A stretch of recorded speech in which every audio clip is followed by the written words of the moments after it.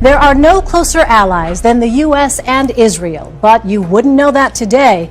The outgoing Secretary of State and Israel's Prime Minister delivered dueling speeches. Each blamed the other for the failure to reach a lasting peace in the Middle East. Friends need to tell each other the hard truths, and friendships require mutual respect. In an impassioned speech, Secretary Kerry defended the administration's decision not to block a United Nations resolution condemning Israel for building settlements in the occupied West Bank, a resolution that also condemns Palestinian violence. In the end, we could not, in good conscience, protect the most extreme elements of the settler movement as it tries to destroy the two-state solution. We could not, in good conscience, turn a blind eye to Palestinian actions that fan hatred and violence. Israel captured the West Bank in a brief war with Arab countries in 1967. For decades, it's been U.S. policy that the West Bank would eventually become part of a Palestinian state right next to Israel, the so-called two-state solution. Despite our best efforts over the years, the two-state solution is now in serious jeopardy. That, Kerry said, is because the Israeli government, under the leadership of Prime Minister Benjamin Netanyahu, has allowed settlement building to continue. The White House says the number of settlers in the West Bank has grown by 100,000 since the beginning of the Obama administration. Kerry made clear he gave this speech now because he fears that both Netanyahu and the incoming Trump administration could reject the two-state solution. Prime Minister Netanyahu had a blistering response. Israelis do not need to be lectured about the importance of peace by foreign leaders. It is not Israeli settlements that are blocking the road to peace, he said. It's the Palestinians. How can you make peace with someone who rejects your very existence? It's a shame that Secretary Kerry does not see this simple truth. In a statement, a top Palestinian official responded, "The minute the Israeli government agrees to cease all settlement activities, the Palestinian leadership stands ready to resume permanent status negotiations, leading to Palestine and Israel living in peace and security side by side."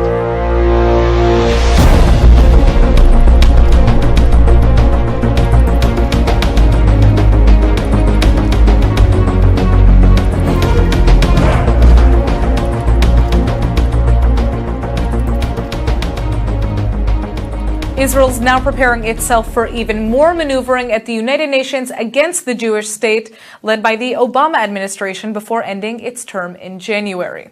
This as evidence of Israel's allegations that the White House actually helped to craft and push the UN's anti-settlement resolution forward may have just materialized.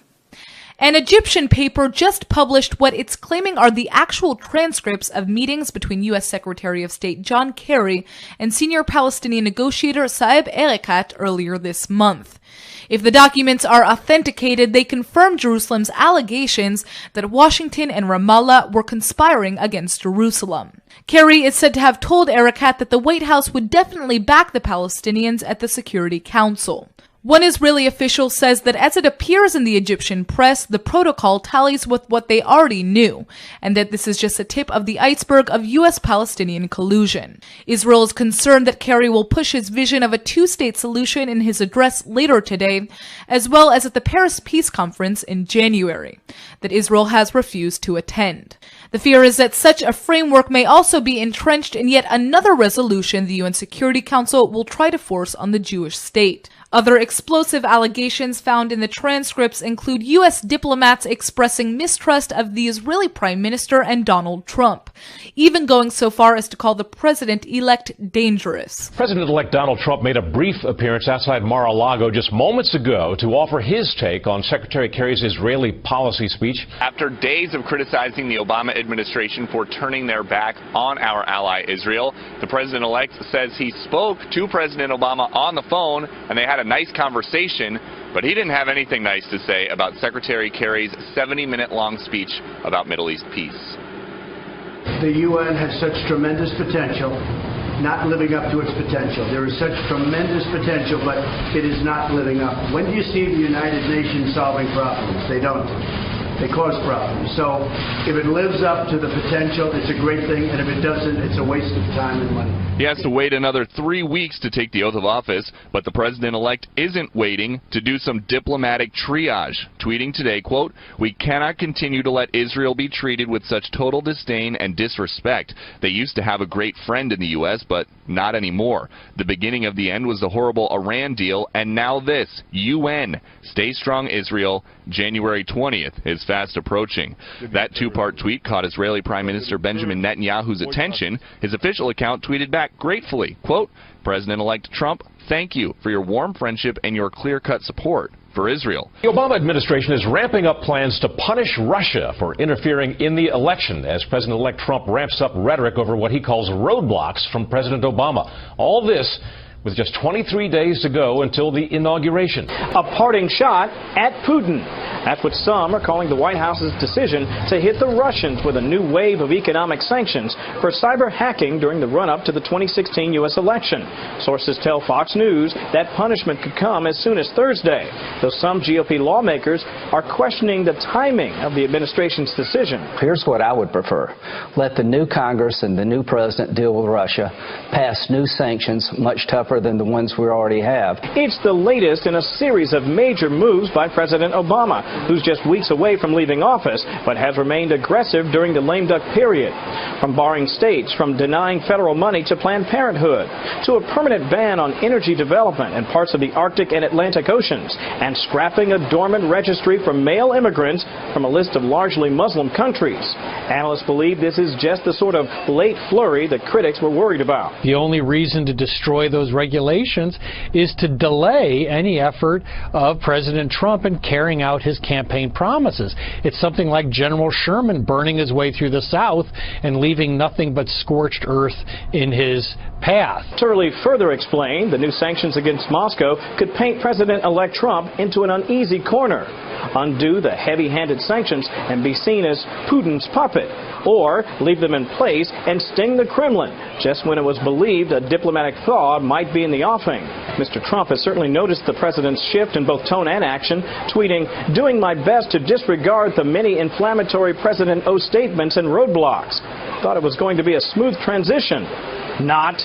With respect to the transition, I think they would be the first to acknowledge that we have done everything we can to make sure that they are successful, as I promised. A broken promise, say experts, that the president-elect ultimately will have to clean up. No surprise, Doug, the Russians wasted little time in reacting to the news of a possible new round of sanctions that could be headed their way. The Kremlin saying simply they would retaliate against Washington, with a foreign ministry spokeswoman saying this whole episode has been orchestrated by the White House, calling it a provocation directed from the very top. We begin with the situation in Syria as Russia and Turkey discuss a nationwide truce plan for the war-torn country. Although Turkish state media says a deal has been reached, none of the key players in the conflict have offered confirmation. The state-run Anadolu news agency said a plan aims to expand a ceasefire in Aleppo city to the whole country. It was brokered earlier this month by Turkey and Russia to allow the evacuation of civilians.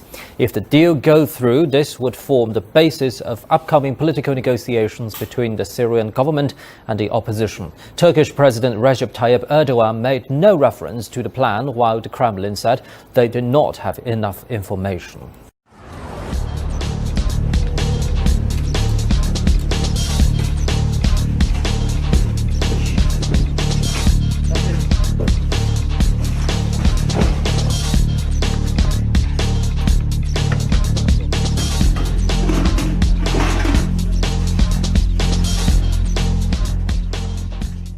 Iraqi security forces are advancing in Mosul and could defeat ISIS in the country within 3 months, according to Prime Minister Haider al-Abadi.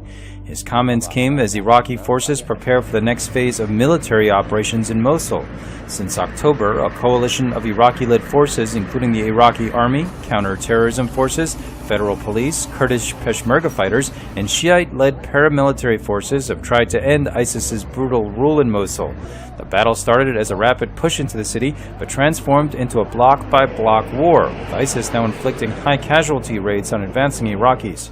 According to security officials, the Islamic State is using civilians as human shields to slow down Iraqi troop advances. 2 men have been arrested in Madrid on suspicion of spreading Islamist militant propaganda. Spanish police released video footage that showed officers raiding a building in the outskirts of the capital and finding gun magazines and ammunition. It said the search uncovered 4 Kalashnikov magazines and over 30 bullets.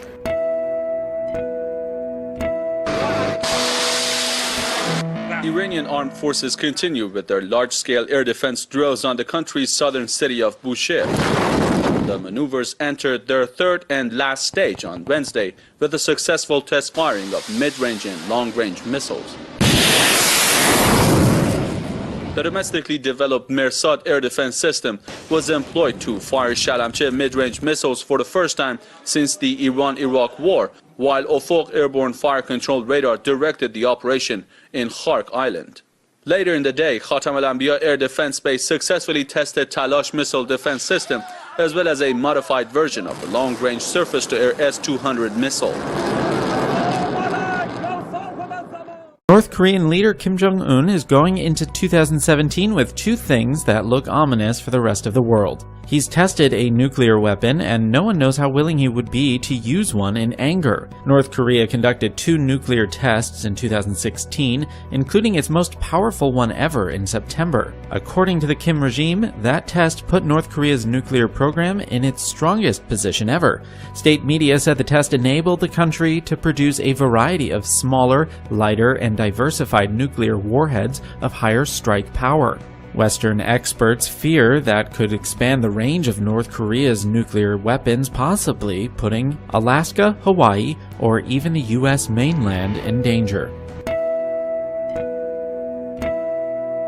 Strong earthquakes struck both sides of the Pacific Ocean today. First, a large swarm rattled the California-Nevada border, followed by an intense rattler near Fukushima, Japan. The quakes come just days after a 7.6 magnitude hit southern Chile. Over here, there were 2 5.7 magnitude quakes just after midnight in Hawthorne, Nevada, which is right along the California-Nevada border. Now, this happened in an area that is not very populated, but people were feeling the shaking all the way in San Francisco, as well as in the Central Valley of California and in Reno and South Lake Tahoe. Now, this was followed by 100 aftershocks, a little bit more than 100 actually as of now, and people were really worried about it. Floods caused by torrential rain in Bolivia have killed at least 8 people. The National Weather Service has issued a high-level alert for heavy rain in 5 areas in the west of the country, including the administrative capital, La Paz. The downpour comes on the back of the country's worst drought in 25 years. Adelaide has been battered by ferocious winds and lashed with unseasonal downpours, the wild weather leaving behind a trail of destruction. In Glenelg, the roof was torn from an oval grandstand and a car was impaled by a wooden post picked up by a powerful gust. The roof's come off the grandstand at the Glenelg Footy Club and hit my car, basically, so yeah, and I've got a beam hanging out the rear window. Extreme conditions kept SES volunteers under the pump. They've responded to more than 1,000 calls for help so far, and that number is only rising. That makes this their busiest year on record. Tens and thousands of South Australians have woken up to a second day without power.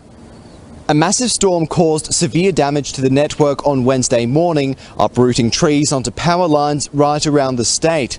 Last night, around 80,000 properties were still blacked out, but by morning, crews from SA Power Networks were able to reconnect about 50,000, and that number is steadily increasing. It's not just homes that have been affected. Shops were also left in the dark, with frustrated business owners forced to shut down and throw out tens and thousands of dollars worth of produce yet again. The cleanup continues today, with many roads and homes still littered with branches and other debris created by chaotic winds.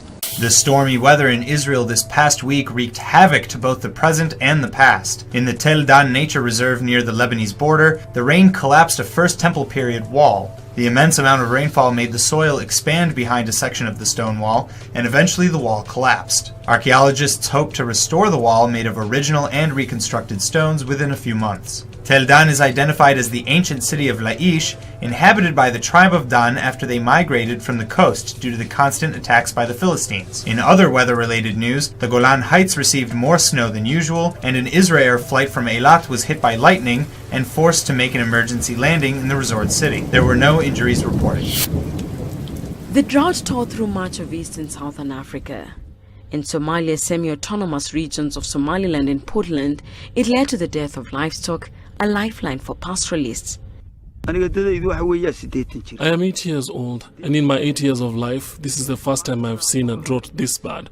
It has killed so many animals and caused so much hunger. Our lives are in danger. In Zimbabwe, the dry weather destroyed crops and decimated livestock. In Bulilima district, in the country's Matembele Land South province, the elderly were forced to take care of their grandchildren. Many parents left their children to search for work in neighboring countries.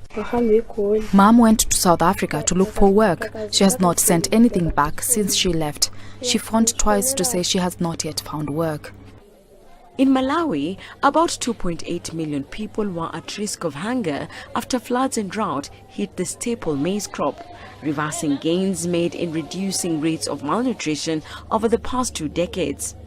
In Beloha, Madagascar, residents struggle with the country's 3rd consecutive year of drought. Many were forced to dig out riverbeds in search of water. In Ethiopia, 10 million people were affected in the worst drought seen in the country in 50 years. Humanitarian agencies called for more donor support to help address a relief supply gap. Many people in the country are still small-scale farmers and herders who depend on seasonal rains for crops and animals. 3 new cases of bird flu have been reported at poultry farms in western and southern Poland. The H5N8 strain of avian flu is not considered harmful to humans, but has been spreading across farms in Europe. France, Germany, Bulgaria, and Greece are among the countries to have reported outbreaks in recent weeks. Egypt has a drug problem, a shortage of medicine caused by the falling value of its currency, making some patients uncertain about the future. I'm afraid of being rejected as a patient in the dialysis center, since they said it will be closed soon. And when I went to Matareya Hospital, they said they are suffering from a lack of filters, and the hospital will only receive emergencies. Pharmaceutical companies in Egypt depend on imports of raw materials for almost 60% of production. The fall in value of the Egyptian pound makes buying ingredients more expensive, and there are price caps too, so many products are now unprofitable to produce or import. We are suffering from a shortage of medicine in the kidney unit and in the whole hospital generally.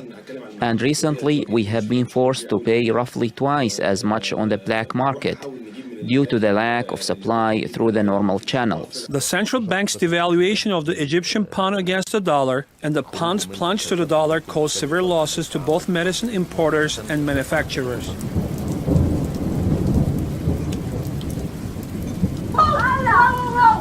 Yo, what the fuck? No, hombre. Son como meteoros. Como meteoritos son. Sí. Is there a chair in there? You'd think Eduardo Diaz was getting a brand new Ferrari. Oh my God. For years, he struggled with a makeshift lift. I have fallen because you're trying to work with one hand while trying to keep balance with the other. Those days are now behind him. It's hard because he wants to be tough. Not to let the emotion of getting a gift from strangers swell up and take over. So he fought back tears. Although it's there. This did not come out of a sales room. It came from the Walker family. They worked with the VFW Post in Alpine to give him the van. It comes free of charge since he already paid a price when shrapnel struck his leg in Vietnam. Whee! Test driving the wheelchair had him acting like a kid again. He's got this so he's more mobile. God, that's great. And can get around more. It brought tears to Dennis Walker's eyes because it was his dad's van. He too was a disabled veteran and recently passed away. They put their lives on the line and they serve the country, so that's what we wanted to do. This came from the deep inner parts of someone's heart, from the hearts of my fellow, veterans. It means he doesn't have to ask for help, and while it's not new with a big bow, it doesn't need one. It comes wrapped, in a big ribbon of independence. Hannah Mullins, 10 News. This is 10-year-old Austin Decker. He's battling a severe heart condition, and he's a huge Auburn football fan. His elementary teacher posted this pic of Austin saying his prognosis isn't good and that his Christmas wish was to meet Auburn legend Cam Newton. How you doing? You doing all right? What's up? You doing good? I feel your heart, man. You're going 1,000 miles. Such a cool moment. Cam Newton surprising Austin right there. According to reports, Austin is going to have a procedure later on today, and we are, of course, all pulling for him. Oh my God, that breaks your heart. That's just amazing. Wow, what a picture. Yeah. Really good to see that. Can we go back to Ohio State Clemson?